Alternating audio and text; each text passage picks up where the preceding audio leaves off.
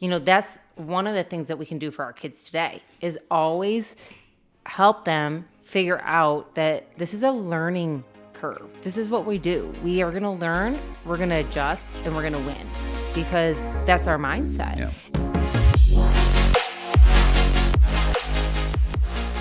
Hello, everyone. We are Greg and Jacquie Francis, and welcome to High Performance Parenting, where our passionate goal is to encourage you to raise champion children in a crazy world. Every week, we will bring you multiple episodes from our extensive experience of raising our six happy, healthy, successful, godly kids who are confidently equipped to win big in life. We deeply believe that any parent who is provided with the right knowledge and continual support can raise amazing kids. And when they do, all of our futures get better. If raising up future generations of absolute champions matters to you as much as it does to us, here's how you can contribute.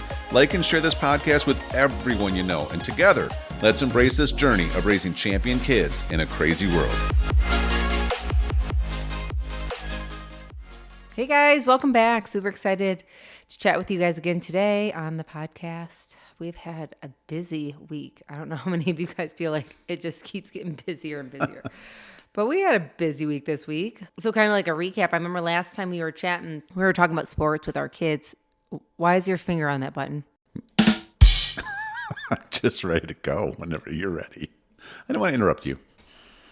I know. You don't want to distract me in the mid-thought, right? I wouldn't want to. No. Yeah, so go ahead. I'll let you go. I don't want you to have to interrupt me later. I mean, if you insist, I will. I really don't, but go ahead. What do you call a factory that makes okay products? I don't know. Satisfactory. That one's pretty bad. Get that one. Here's a good one. Get the laugh come out for that one. What did the buffalo? And you didn't mean to interrupt me there either. What did the buffalo say to his son when he dropped him off at school? Bye, son. So like I was saying, okay, go ahead.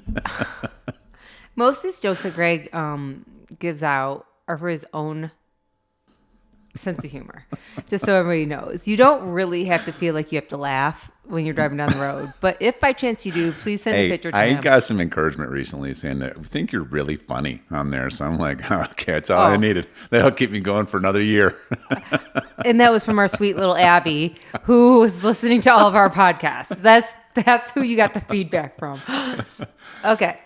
Explains so much. I trust her opinion. Okay, go ahead.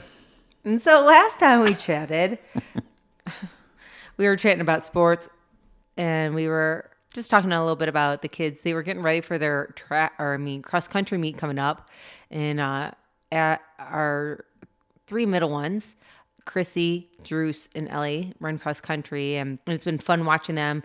And you guys probably have heard some of our previous conversations about this, but they had never done it in their life. They're competitive. They wanted to play a sport. So here they are in cross country, and they've really proven to be very good at it. Actually, it's really neat to see and be a part of it. I think Greg, he's not even a runner, but he's starting to wear cross country swag. I'm going to tell you guys. That is true. He got himself his own shirt and shorts with cross country swag stuff that our kids, so when he comes out on race day coming up with his outfit with a number on his back ready to run, I'll know you're really, really into this cross-country thing. But I could ride a bike next to him or something. Through the fields. Yeah. Got it.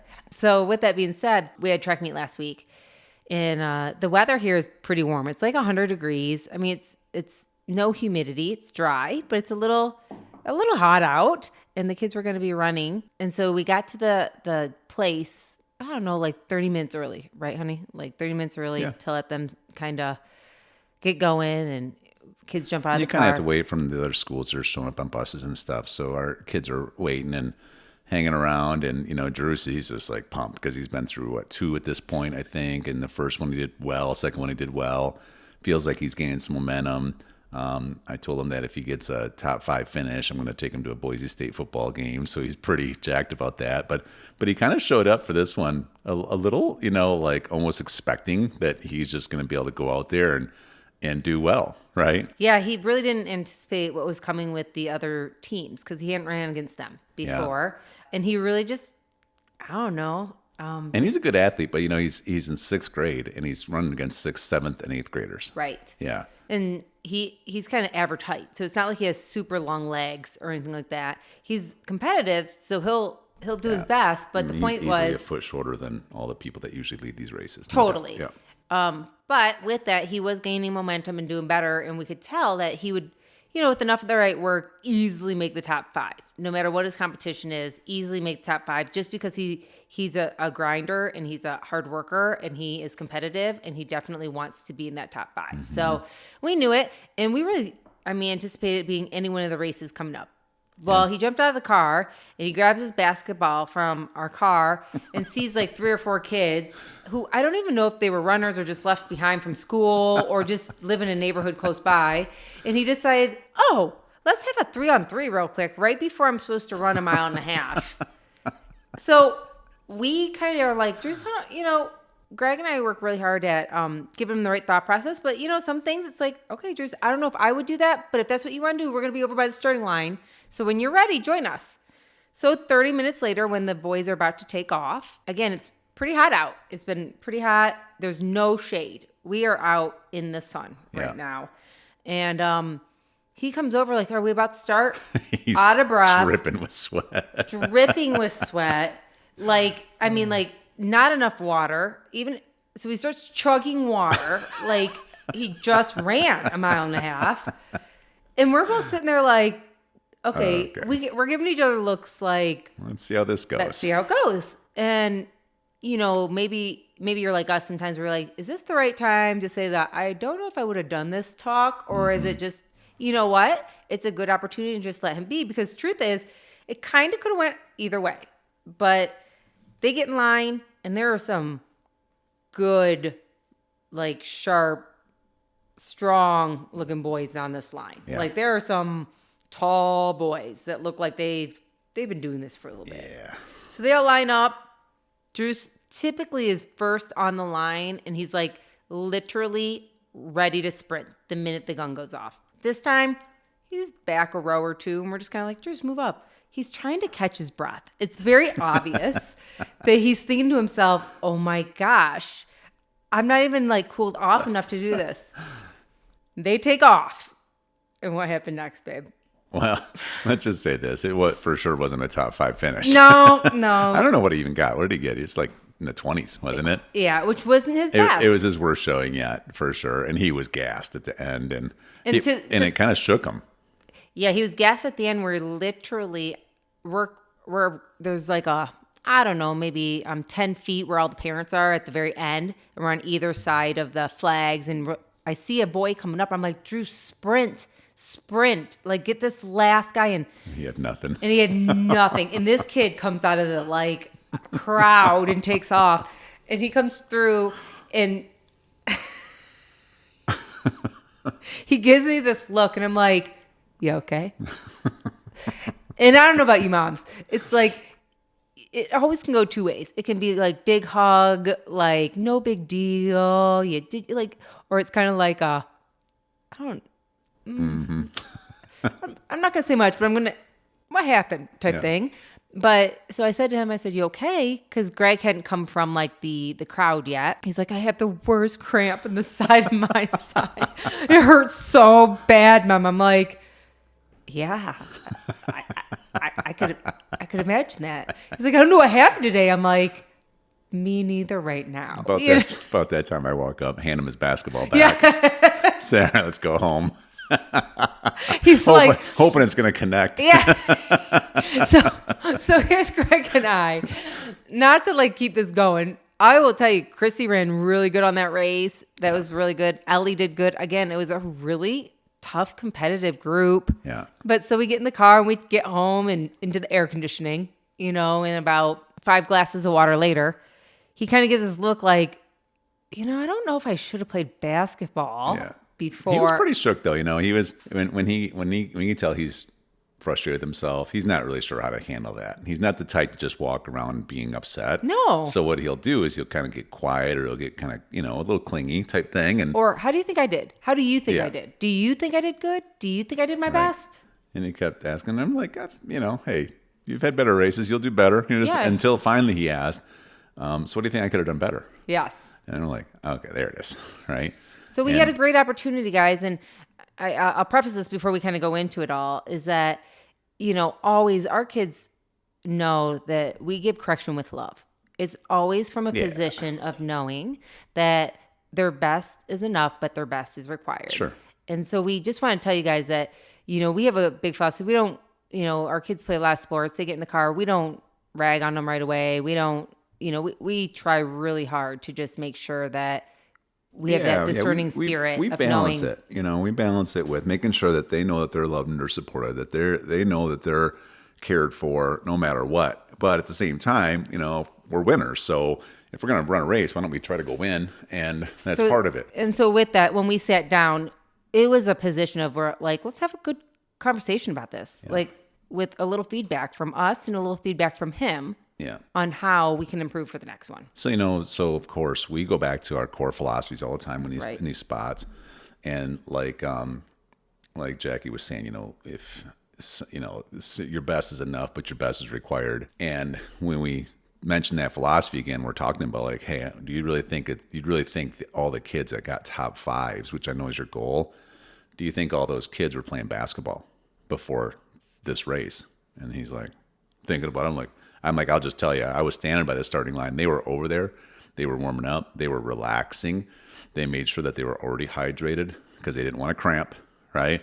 They weren't chugging water right before the race starts either. They were, just kind of moving their legs and loosely stretching and just getting their minds in the game because it's a lot of mental battle when you're out running like that. And he's just going to be like, okay, and then, and we just told him, I said, but here's another philosophy. Sometimes we win and sometimes we what? Sometimes we learn. And so what'd you learn from all of this? And he's like, yeah, I probably should have done that. And he starts kind of getting a beat myself up mode, And so we just told him, he said, well, two things can come out of it when you have some kind of a disappointing event, or maybe you didn't really give it your best because of whatever reason, like today. You can either go to bed or hang out tonight and just keep reliving everything you did wrong, and then almost get to the point where you can almost hurt your own confidence, just by dwelling on what doesn't work. Or you can remember how great of a runner you actually are. You can get focused on how you can use this as fuel in order to make sure you prepare better next time. Maybe practice a little harder. Maybe make sure you don't make those same mistakes again. Let it be fuel to actually learn from it. I remember, I don't know if we ever talked about this on a podcast yet or not, but I remember the season when I was going through this life lesson with Druce. We were playing a lot of basketball in the yard, and it was a sometimes you win, sometimes you learn thing. And we'd run this competition. We're basically running back and forth across two different hoops, full court hoops, and just shooting shots. And if I made the shots before he made them, then I'd win, and vice versa. But I was beating him like over and over. But he'd get so frustrated that at the end of it, all he would do is he'd get like crying a little bit. He'd get so mad. He would just, and I was like, okay, but what did you learn? And he would be so frustrated that he couldn't even think about it. And so I would just beat him repetitively. Finally, I just had to slow him down and be like, listen, if I'm beating you, there's a reason I'm beating you. But you're so emotional about your loss that you don't get any lesson from it. So how will you ever improve? And we've all played with people like this that are good athletes, 100%. But they freak out in such a negative way. And they call it, I'm just so competitive, quote unquote. It's like, no, you're just emotionally unintelligent. You can be competitive, but how do you learn from things that, when you don't win? So that way you can keep edging forward and getting better. Right. And I think, that's one of the things that we can do for our kids today is always help them figure out that this is a learning curve. This is what we do. We are going to learn, we're going to adjust, and we're going to win because that's our mindset. Yeah. And even in that basketball season, which I remember, it's so funny because he started really maturing in that aspect. He started figuring out how to, get in there a little bit better. And if you ask Druce today, I know. It's crazy. He comes into the house almost every day. And what does he say? Hey, Mom, guess 11, what? He's 11 years old, right? He says what? And we play that same game here since we've been here at our Boise home. And to this day still, it's really frustrating, actually. He's like, I'm still undefeated in Boise. Yes. I haven't beat him yet. Literally, he comes in the house. Hey, Mom, guess what? And I have been trying hard to. And I'm like, what? And he's like, I'm undefeated again in Boise. I'm still undefeated in Boise. And so I don't necessarily I giggle with him. So I go. high-five him. So I go to my room and Yeah. I'm just like, all right, what can I learn from this? Yeah, I know. I want to go up to Greg afterwards and be like, sometimes you learn. Yeah, that'd be a bad idea. And I don't. I let him go to his own room and discuss it with himself because that kid. But I will tell you, just to wrap up the whole thing with the race, it was a really good opportunity, guys, for us to just, walk through things with him. He was super open to getting some good tips. He was super energetic as far as going to bed and starting fresh the next day. I will tell you, we haven't had a race yet. It's coming up this upcoming week, but he already knows. He's like, all right, Mom, race day is Tuesday. Here's what my Tuesday looks like. I'm going to make sure I'm drinking enough water ahead of time. I'm going to make sure I'm eating enough of the right food ahead of time. I'm going to make sure that I'm in the car ready to go and, ready to stretch with my team. I'm ready to, really get on that line and give it my best. And I know that this upcoming Tuesday one will be one of his best. I don't care if he places 5th, 6th, 7th, 8th, 9th, 10th. It doesn't really matter. His mindset is so different this time that it will be his best race, regardless. Well, he just ran this last one. We've had 2 now. Oh, did he? I thought it. Yeah, remember? So we've had 2 since we did our last podcast. Oh, so I that thought this was that his one, and then upcoming he one. came back this last time though, and that little bugger, he had his best time ever. He got 9th. Correction. He got 9th, which was his best finish yet. And the competition's getting better every week. Mm-hmm. And so it was by far his best race. So he for sure learned from it. He's got 2 meets this week and, he's excited. By the way, also we got him in flag football and he had his first scrimmage yesterday and he was out there. I think he had 3 touchdowns and an interception and a couple of big stops. And, he's in 6th grade running against 8th graders in cross country. And then he goes out and plays 5th and 6th grade football and he's like destroying people. It's so awesome. Yeah, and he was the fastest little boy out there, working hard. So with that all being said, I think it was just such a reminder to you, me. And on the next one, I'll discuss the next lesson we chatted with our girls about was golf. So. Hey everyone, thanks for listening and thanks for your love and support. We hope that today's episode added tremendous value to you and your family. It would mean so much to us if you would partner with us on our mission of helping parents around the globe raise champion children in this crazy world. To do so, simply take a moment to like and share this podcast with everyone in your network. And we have great news. You get more of us. You can expect new episodes every Monday, Wednesday, and Friday morning. So be sure to consistently tune in with us and enjoy our show. See you next time.